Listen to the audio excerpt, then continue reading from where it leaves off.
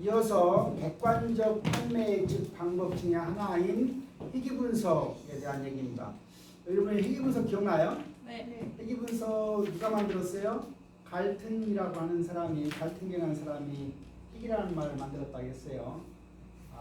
부모 중에서 한 사람은 키가 크고 한 사람은 아주 작을 때 자녀의 키는 모집단 평균으로 희귀하는 경향이 있다.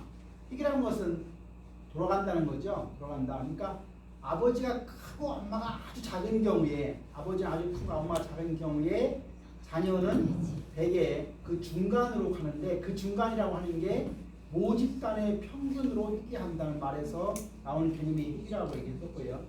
희귀 분석은 Y는 A 플러스 BX라고 한 단순히 희귀 방정식을 하면 A는 뭐예요? 인터셉트인 절편이 되는 거고요. 절편이 뭐는 거예요? 아니죠. 네, 절편 인터셉트. 그 다음에 그 BX 할 때 B는 뭐예요? 기울기, 영어로는 슬롭이라고 슬롭. 그래서 Y는 무슨 변수예요? 정수 변수. X는 무슨 변수예요? 독립 변수. 왜 X가 독립 변수예요? 독립적으로 변할 수 있는 거니까 독립 변수. 왜 종수 변수예요? 네, X 값에 의해서 종수니까 종수 변수를 했어요. 그래서 Y는 A 플러스 BX라는 식은 단순히 방정식은 독립 변수가 하나인 경우고, 독립 변수가 두 개면 뭐예요? X11, X12, X 독립 변수 두 개면은 중희귀 분석이 중희귀 분석. 세 개면은 이제 우리가 세 개 이상을 하면 다중희귀 분석. 두 개면은 중희귀 분석. 우리가 세 개 뭐 이상부터는 우리가 다중희귀 분석을 얘기했어요. 그래서 우리가 여기 희귀 분석은 우리가 A 플러스 B 여기 뭐 나왔는데, 여기 지금 표 8-5를 보면 희귀 분석을 활용한 판매 예측의 가상계가 나와 있습니다. 2015년부터 17년까지의 분기별로 실제 판매액이 쭉 나와 있어요. 그러면 독립 변수를 갖다가 1, 2, 3, 4, 5, 6, 7, 8 이렇게 변했을 때 독립 변수하고 종수 변수만 있으면 뭘 구할 수 있어요? 희귀 방정식을 구할 수 있어요. 희귀 방정식. 그렇게 해서 구한 희귀 방정식에 그 보면 86.3이 뭐냐면 인터셉트 절편이 되는 것이고, 3.4라고 하는 숫자가 뭐예요? 기울기 슬롭이 되는 거예요. 그 가로 안에 R 스퀘어가 0.746이다. R 스퀘어가 뭐예요? 결정 계수. 결정 계수. 우리말로는 뭐예요? 설명력. 결정 계수 구하는 공식은 뭐예요? 상관관계 계수 R을 갖다가 제곱하면 된다고 했어요. 예를 들어서 우리가 통화량과 인플레이 관계가 0.6의 상관관계가 있다라고 하면, 0.6의 상관관계가 있다고 하면 통화량은 인플레이를 설명하는 설명력은 얼마예요? 0.6의 제곱인 36%다.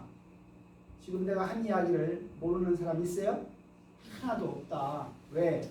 마케팅 비즈니스학과 3학년 스마트한 학생이기 때문에. 0.6을 제곱하면 0.36. 그러니까 상관관계 개수가 0.8이다. 그러면 결정 개수는 얼마예요?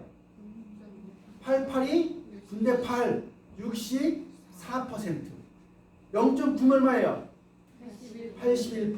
그게 설명력, 다른 말로 결정 계수다. 지금 우리가 요 A값, B값, 그 절편, 상수로 절편이나 그 기울기 구하는 방식이 뭐였어요? 우리가 통계에서 배웠던 리스트 스퀘어 메소드. 뭐예요? 최소 자승법 가지고 우리가 과거에 구했던 기억이 나죠? 예. 그 다음에 객관적 판매 예측 방법 중 하나가 시장 테스트입니다. 시장 테스트. 기존 제품의 출시 앞서서 대표적인 지역을 선택해서 실제로 판매가 해보고 나서 이를 기반으로 해서 전체 시장의 판매액을 예측하고자 할 때 사용되는 기법이 시장 테스트다. 이러한 시장 테스트를 했을 때 장점은 뭐냐? 판매 예측에 현실적으로 우리가 구할 수 있는 장점이 있는가 하면, 반면에 단점으로는 비용과 시간이 많이 소요되고 때에 따라서는 과대한 여기에 사람들이 주목을 하기 때문에 판매 수준이 과대 포장될 가능성이 있다. 그래서 제품에 대한 정보가 오히려 경쟁사한테 노출되어서 문제가 야기될 수도 있다. 이러한 시장 테스트를 하는 부분을 뭐 전통적으로 해왔던 시장 테스트나 뭐 어떤 통계 목적을 가지고 있던 통계 시장 테스트나 또는 시뮬레이션 하는 그 모의 시장 테스트가 있습니다. 여러분들 모의 실험이라는 말 들어봤어요? 시뮬레이션. 처음 들어보나요? 시뮬레이션만 들어봤죠? 예를 들어 이런 거예요.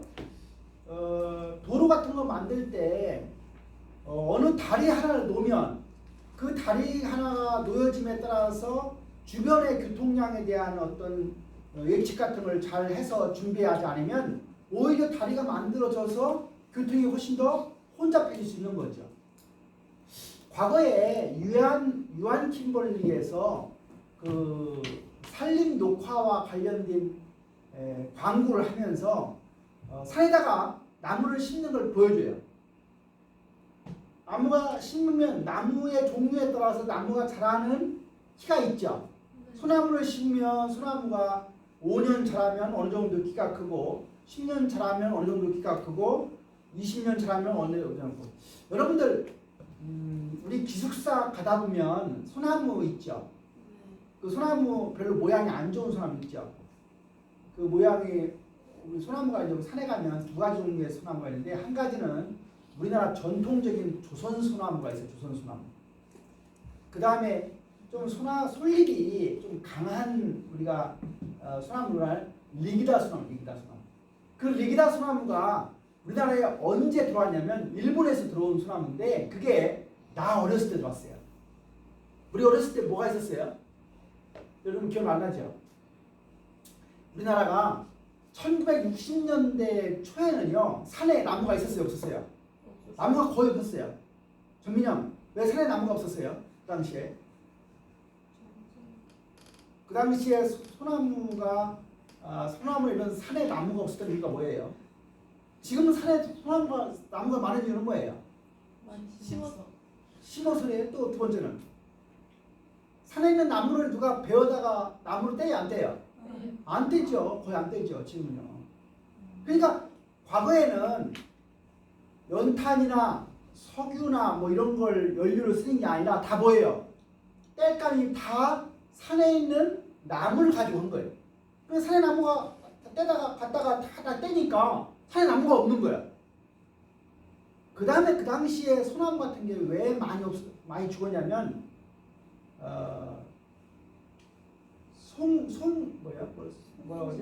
송충이라 들어봤어요?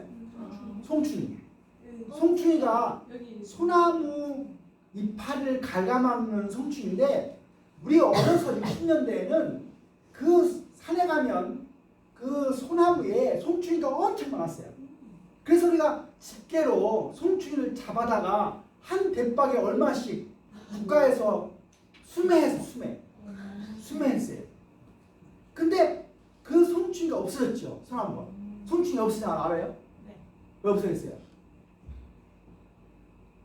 송충이가 없어진 게 황사. 중국에서 황사가 오면서 황사가 송충이의 그 몸에 달라붙으면 숨을 못 쉬어가지고 죽었어요. 그래서 우리나라 산에 송충이가 없어졌어요.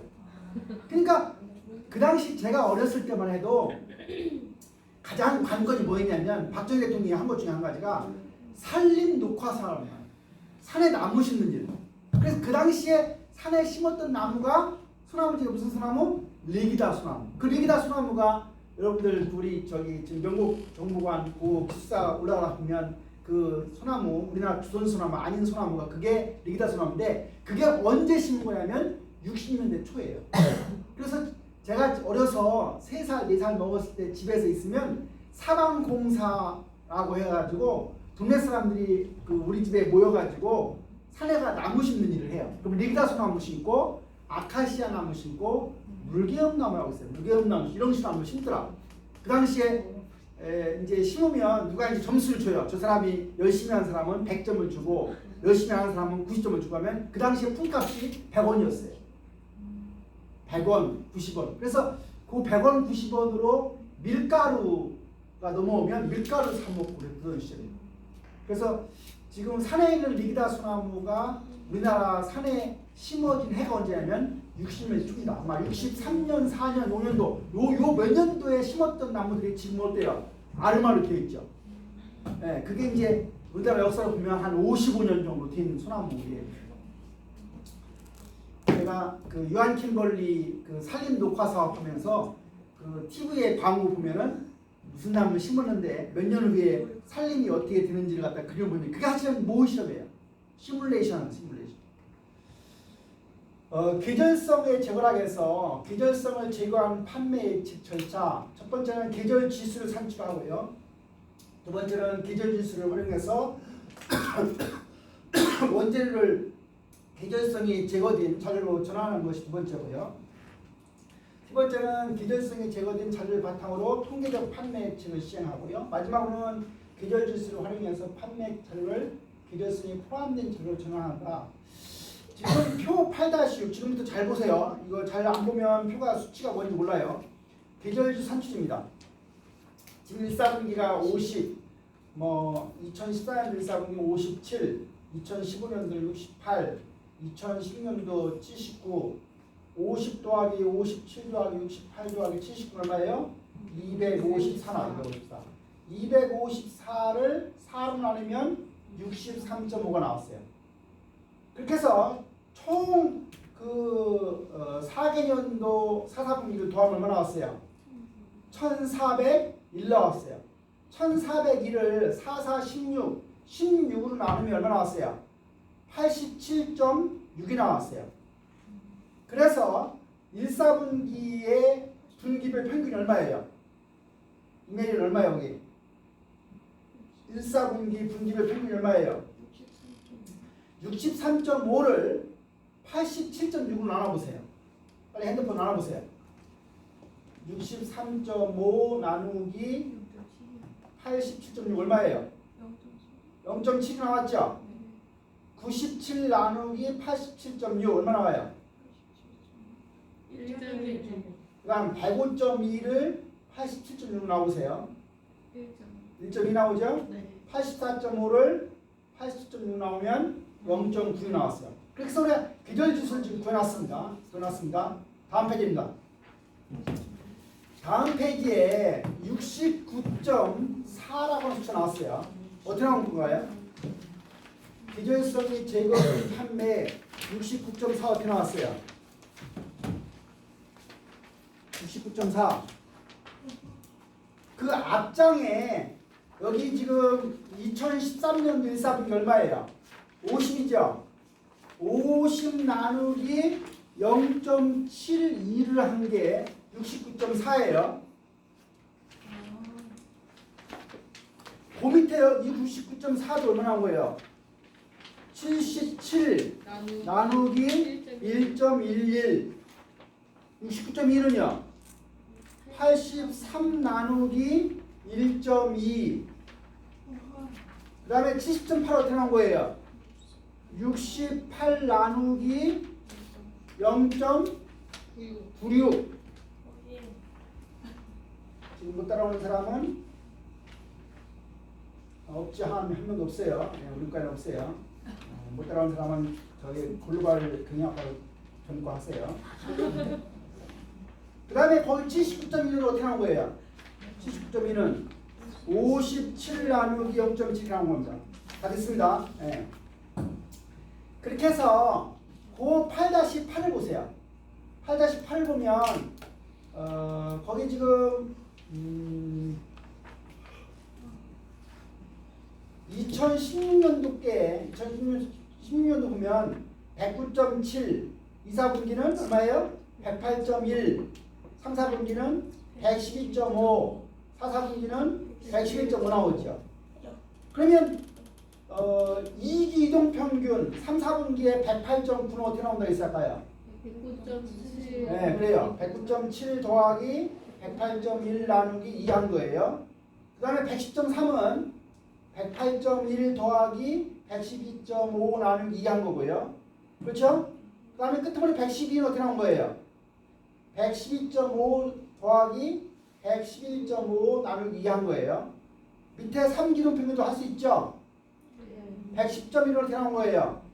109.7 더하기 108.1 더하기 112.5 나누기 3 한 거예요. 마지막 110.7은 108.1 더하기 112.5 더하기 111.5 나누기 3 한 겁니다.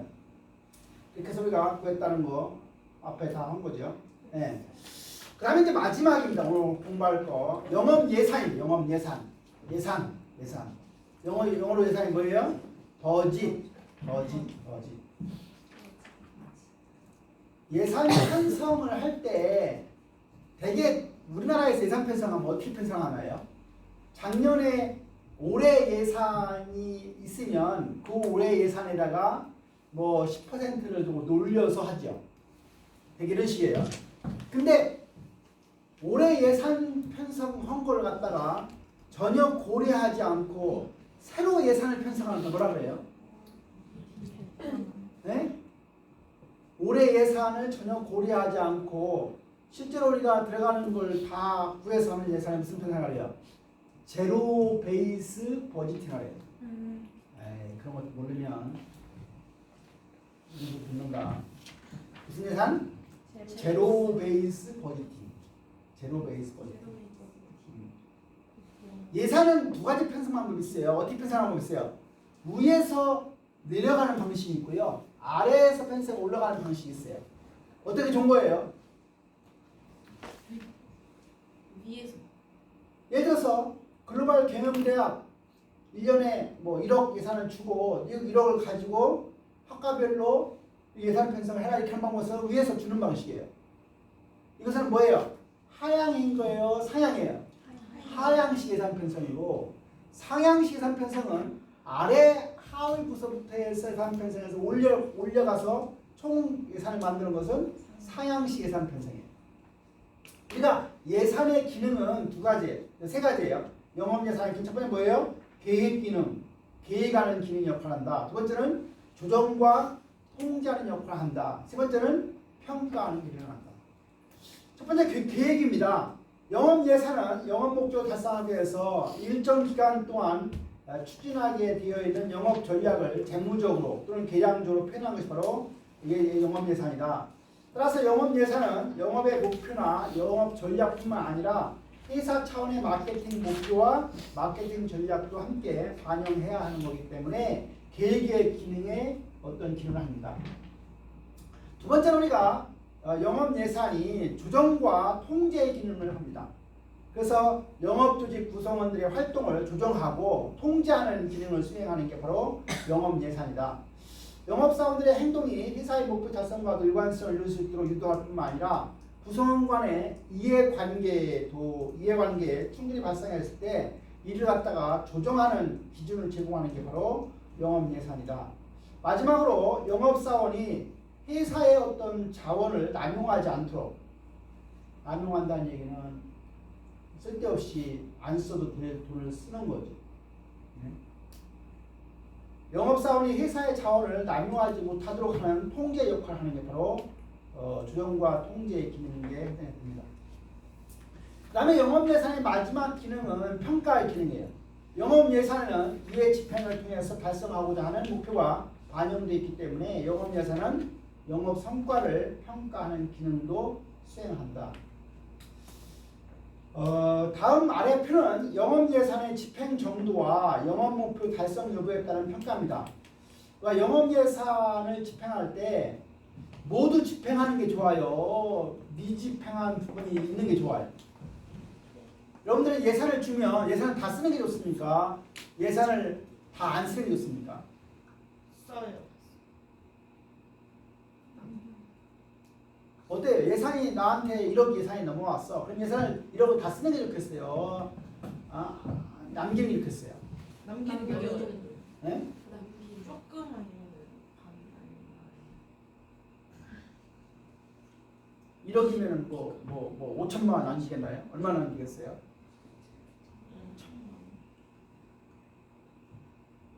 그러니까 예산을 편성했으면 예산 편성한 어떤 활동이 있기 때문에 사실은 활동을 하는 게 좋아요, 안 하는 게 좋아요? 좋아요. 다 하는 게 좋죠. 네.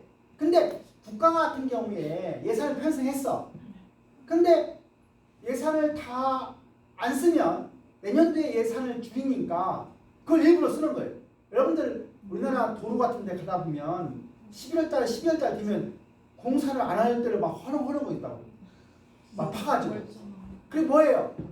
안 해도 될 거를 해서 내년도 예산을 더 타먹으려고 그 지랄 하는 거예요. 그 지랄 하는 거예요. 그 지랄. 네. 그러니까 공공 부문에서는 꼭 필요한 예산만 써야 돼요. 남으면 어떻게 돼요? 남으면 남겨야 되고 내년도로 옮기면 되거나 또는 뭐 다른 부분에 뭐 그 기관에 어떤 부채가 있다면 부채를 갚는 게 나은 거지 억지로 쓰려고 할 필요는 없는 거죠. 그렇다고 해서 어느 회사에서 예산이 할당됐는데 안 쓴다고 하면 사실은 일을 안 했다고 볼 수도 있는 거예요. 그러니까 가장 중요한 것은 꼭 필요한 예산만 설정하고 그렇죠. 그 한도 내에서 일하면 되는 거예요. 근데 지나치게 예산을 많이 편성해 놓고서 그걸 뭐 못 써가지고 뭐 안달이 내가 지난번에는 모르지만 여러분들 여기서 동네 가면 할머니들 중에 문자 헤드를 안 해서 그걸 가리키는 반이 있어요. 논산의 YWCA에 어느 내가 아는 사람이 그걸 뽑는데 120명을 뽑는데 120명. 시간당 3만 원을 준대요. 근데 요새 시골의 할머니 할아버지 중에 문자 헤드업을 못하는 사람이 많아요 안 많아요? 그 많지도 않아요. 그리고 다 죽을 때 돼가지고 문자 헤드해서 뭐예요? 그 의미가 큰 있어요? 그 일기 몇 장 써놓으면 의미가 있습니까? 돈 지랄 났어 돈 지랄. 그래서 그걸 누가 하는가 봤더니만 군에서 대령으로 예편한 400만 원 연금 받는 사람이 그 일을 하더라고. 말이 돼요? 그래 왜 그런 사람한테 주느냐 했더니만 문자를 제대로 가리킬 만한 사람은 잘 산대요. 그러니까 사실은 그 문자에도 가리키 3만 원씩을 줘가지고 하는 건 뭐예요? 사회복지 차원에서 소득이 없는 사람한테 일자리 창출 차원에서 하는데 실제로 그 일을 시키려고 하면 그 일을 시킬 만한 사람은 어때요? 먹고 살 만한 사람. 결국은 뭐예요? 쓸데없는 돈 낭비하는 거다. 내가 대통령이라고 하면 그런 거 다 없애버리겠어. 문자 헤드 최소의 숫자로 해서 모아서 하든가. 지금 뭐 2명 놓고 3명 놓고 명수는 처음에 이름을 써놔야 돼. 5명도 써놔야 돼. 그거 와야 안 와요? 오는 사람이 없어요. 억지로 명수 만들어 놓고 나서 하는 척하고 전부 갈아서를 만들어. 이 대한민국의 실정이에요. 너무 복지 예산이 많아가지고 우리나라 복지 예산이 얼마예요 지금요? 우리나라 전체 예산이 이제 올해가 400대 얼마 있었는데 내년에 500 얼마가 넘어가요. 500조 넘어가요. 근데 복지 예산이 지금 150억인가요? 엄청 많아요. 그래서 쓸데없는 돈을 지금 마구마구 쓰는 거예요. 마구마구 쓰면 나중에 누가 책임해요? 네, 여러분들이 책임해요. 여러분들이 힘든 나라를 만들고 있어요.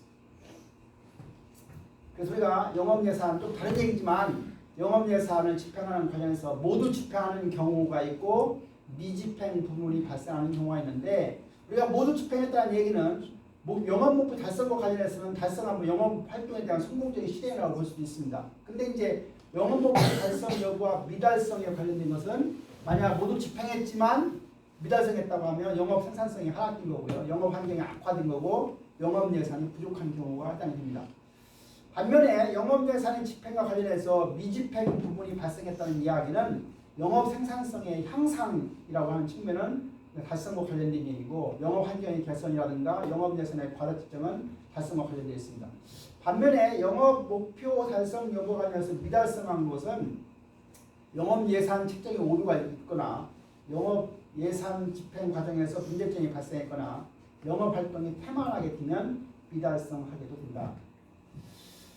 우리가 이제 예산을 편성하는 방법은 아까 한 것처럼 하향식 방법과 상향식 방법이다. 첫 번째 하향식 예산 편성 방법입니다. 경영진의 판단에 따라서 우리가 판매 목표치의 영업 예산 비율을 곱해서 산정하는 것. 무슨 말이냐면 예를 들어서 판매 예측치가 10억이다. 그러면 1억 정도를 팔려고 하면 얼마 정도의 영업 예산이 필요하다. 그러면 10억이라고 하는 판매 목표치가 달성 나오면 그 영업 예산을 비율을 곱해서 계산할 수가 있는 거예요. 이게 이제 하향식 영업 예산 편성을 책정할 때 쓰는 방법입니다. 목표 수익의 달성이 가능한 수준에서 영업 예산을 비율로 산정하는 방식이다. 따라서 과거의 시적 자료나 산업별, 제품별, 규모별 외부 자료 같은 걸 참조해서 영업 예산의 비율을 결정하게 된다. 그래서 그림을 나타내면 먼저 판매 목표치가 결정이 되고 판매 대비 영업 예산 비율 결정된다. 이런 거지. 아까 이것처럼 뭐 10억이라고 하는 판매 목표치가 결정됐다고 하면 1억을 팔려고 하면 적어도 몇 퍼센트 정도의 그 1억의 뭐 한 5% 정도는 영업 예산이 필요하다고 하면 5%를 갖다 곱해가지고 영업 예산을 측정하는 얘기입니다. 반면에 사양식 영업 예산을 측정한다는 얘기는 뭐냐면 구체적인 영업 업무를 수행하기 위해서 필요한 지출 수준을 기반으로 영업 예산을 설정하는 얘기입니다. 다시 말하면 판매 목표치 달성을 위한 업무와 이를 위해서 필요한 비용이 산출을 하고 나서 이러한 비용이 목표 수익의 달성을 위해 적합한 수준인지를 갖다가 검토해서 이제 편성하는 방법이 사양식 영업 예산 측정이고, 그걸 도표로 그림을 보여주면 첫 번째는 판매 목표치를 결정하고 두 번째는 판매 목표치 달성을 위한 어떤 업무가 필요한지를 조사하는 거죠. 예를 들어서 우리가 뭐 영업 예산이라고 하면 가장 대표적으로 생각하는 게 영업사원이 몇 명이냐, 그렇죠? 영업사원이 몇 명인데 뭐 과장급은 몇 명이고 대리는 몇 명이고 평사원은 몇 명이냐, 이런 거죠. 그러면 과장이 영업을 할 때 쓰는 돈이 뭐 있겠어요? 뭐 차량이 들어가면 차량이 될 것이고, 영업 관련된 부서를 운영한다면 부서를 운영하는 비용이 들 거고, 그것처럼 우리가 업무 수행을 위해서 비용이 뭔지를 갖다가 열거하는 거예요. 그래서 목표 수익의 달성이 그 정도면 가능한지를 갖다 검토하고 영업 예산을 책정해야 된다. 우리가 영업 예산의 세부 항목을 여기 하나 예를 보여주고 있어요. 영업 활동할 때 직접적인 보상이라고 하는 차원에서 보면 영업사원에 대한 급여 주는 거, 그다음에 커미션 주는 거, 보너스 주는 거, 그다음에 판매 컨테스트 같은 거 하는 경우에 관련 비용이 들어가는 거, 그다음에 간접적인 보상에 해야 되는 것은 영업사원에 대해서 4대 보험 들어가는 거죠. 4대 보험이라는 거 어떻게 쓰세요? 임대님, 4대 보험 내용이 뭐예요? 국민연금, 산재, 건강보험, 고용보험, 산재보험. 이게 이제 4대 보험이에요. 그럼 교수들은 이 4대 보험 뭐 넣어주겠나요? 국민연금, 건강보험. 교수가 국민연금 들어가나요? 아, 건강보험. 교수는 국민연금이 아니고 뭐예요? 산재, 고용, 아무것도 고용보험. 교수는 저기 사립학교 연금이니까 내가 연금을 얼마 내냐면 매월 사학연금을 74만 5천을 내요. 매월